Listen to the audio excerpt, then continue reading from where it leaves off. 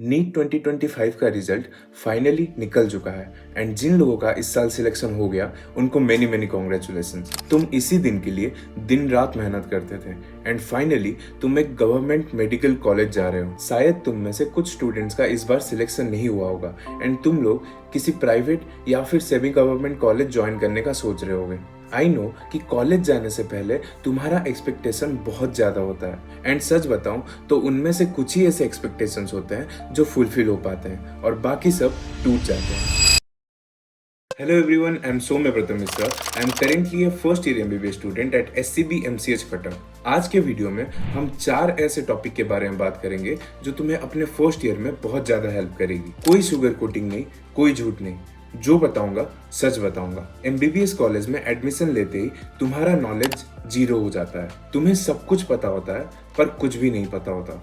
अपने नीट के स्कोर और रैंक को देख के ये मत सोच लेना कि तुम कॉलेज में भी ऐसा ही परफॉर्म करोगे। अगर तुम्हारे कॉलेज में AIR 1 भी है, वो भी अपने फर्स्ट ईयर में स्ट्रगल करेगा और तुम भी। ऐसा भी हो सकता है कि जो स्टूडेंट तुम्हारे कॉलेज में कट ऑफ को जस्ट क्लियर करके आया है वो तुमसे आगे निकल जाए। बस डिपेंड यही करेगा कि कौन स्मार्टली एफर्ट मार रहा है। 10th क्लास से 11th क्लास में आने के बाद तुम जैसा डम फील कर रहे थे, कुछ ऐसा ही फीलिंग तुम्हें MBBS फर्स्ट ईयर में भी होगा। मैं अगर अपनी बात बताऊं तो मेरे फर्स्ट ईयर के 3-4 महीने यही सोच के बीत गए कि एनाटॉमी कैसे पढ़ना है। कोई बोलता था PW के लेक्चर्स देखो तो कोई बोलता था खाली बुक पढ़ो। बुक्स में भी कुछ लोग विश्राम सिंह, कुछ लोग BD चौरसिया तो कुछ लोग ग्रेज एनाटॉमी पढ़ने बोलते थे। इन्हीं सब बातों से मैं इनिशियली बहुत ज़्यादा कंफ्यूज हो गया था, पर अभी के 1-2 महीने में मुझे ऐसा फील होता है कि एनाटॉमी इतना भी टफ सब्जेक्ट नहीं है जितना मैं सोचता था। तुम बस किसी एक सोर्स को फॉलो करो एंड उस पर स्टिक रहो।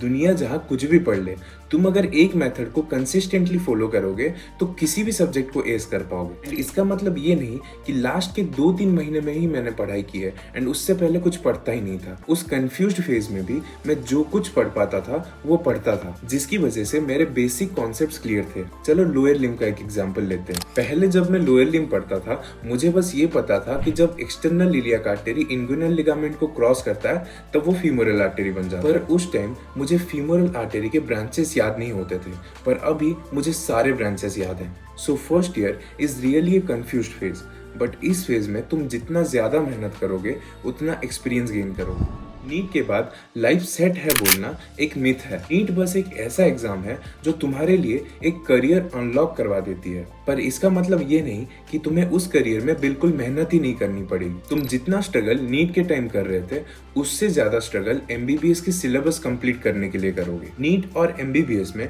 डिफरेंस बस इतना है कि MBBS में तुम लॉन्ग टर्म गोल को लेके फाइट मारोगे। नीट बस 1-2 साल का जर्नी था जिसमें तुम अपने गोल यानी कि MBBS पढ़ने के लिए हर दिन कॉन्स्टेंटली मेहनत कर रहे थे, पर MBBS पूरे 5 साल का स्लो जर्नी है जिसमें तुम्हें चीजें सीखने की क्यूरियोसिटी होनी चाहिए। एक एग्जांपल से समझते हैं। फर्स्ट ईयर के न्यूरो एनाटॉमी में एक टॉपिक होता है कॉर्टिकोस्पाइनल ट्रैक्ट, जिसको पिरामिडल ट्रैक्ट भी बोलते हैं। ये topic university exam as well as clinically बहुत इंपॉर्टेंट होता है। सपोज करो तुम्हें ये टॉपिक समझ नहीं आ रहा है, तो अगर तुम्हें पता है कि वो टॉपिक इंपॉर्टेंट है, तुम उस टॉपिक को कैसे भी करके कंप्लीट करोगे। या तो किसी फ्रेंड से डिस्कस करोगे या फिर वीडियो लेक्चर्स देखोगे। पर वो टॉपिक डिफिकल्ट है ये सोच के उसको छोड़ोगे नहीं, बिकॉज अभी तुम्हें वो टॉपिक डिफिकल्ट लग रहा है, पर कभी ना कभी आगे जाके तुम्हारे हाथ से एक पेशेंट डायग्नोज होने वाला है। You are not studying to pass the exam, you are studying to save a life. Be proud of how far you have come, but humble enough to know how much farther you have to go. बच्चे first year में आने के बाद ऐसे ego रखते हैं जैसे वो डॉक्टर बन चुके हैं। तुम अभी डॉक्टर बने नहीं हो, डॉक्टर बनने के प्रोसेस में हो। एक डॉक्टर का टैग पाने के लिए तुम्हें बहुत मेहनत करना पड़ता है, जिसका 10% मेहनत भी तुमने अभी नहीं किया। So don't be egoistic, respect everyone. एक एंटरप्रेन्योर से लेके सिक्योरिटी गार्ड तक सबकी रेस्पेक्ट करना सीखो। रेस्पेक्ट करने का ये मतलब नहीं है कि तुम डायरेक्ट जाके उनका पैर ही छू लो, पर उम्र के हिसाब से जिससे जैसे बिहेव करना चाहिए वैसे करो। और एक बात याद रखो, कभी भी रेस्पेक्ट मांगा नहीं जा सकता, रेस्पेक्ट अर्न किया जाता है।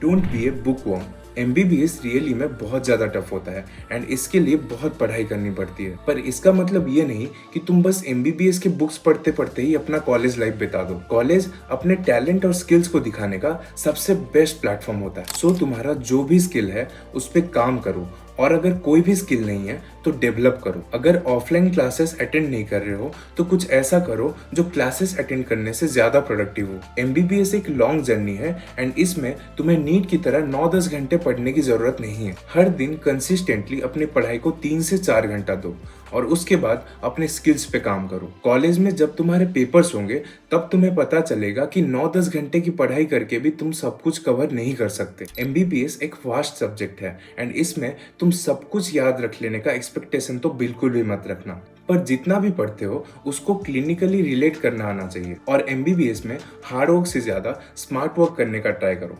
एमबीबीएस में तुम्हें पढ़ाई के साथ साथ सोशल लाइफ को भी मेंटेन करना है। इसके लिए तुम्हें स्मार्टली अपने पढ़ाई को मैनेज करना आना चाहिए। सपोज करो मैं फिजियोलॉजी का एक टॉपिक पढ़ रहा हूँ, सो पहली रीडिंग में मैं ये ट्राई करूंगा कि उस बड़े बड़े पैराग्राफ्स को मैं छोटे छोटे डायग्राम्स और फ्लो चार्ट्स में कन्वर्ट कर लूँ, जिसकी वजह से रिवाइज करने के लिए मुझे फिर से वो पैराग्राफ ना पढ़ना पड़े। मैं बस डायग्राम्स देख के वो टॉपिक को पूरा रिवाइज कर पाऊँ एंड मैक्सिमम टाइम सेव कर सकूँ। यही कुछ इंपॉर्टेंट बातें थी जो तुम्हें अपने फर्स्ट ईयर में ध्यान रखनी पड़ेगी। आज के लिए इतना ही।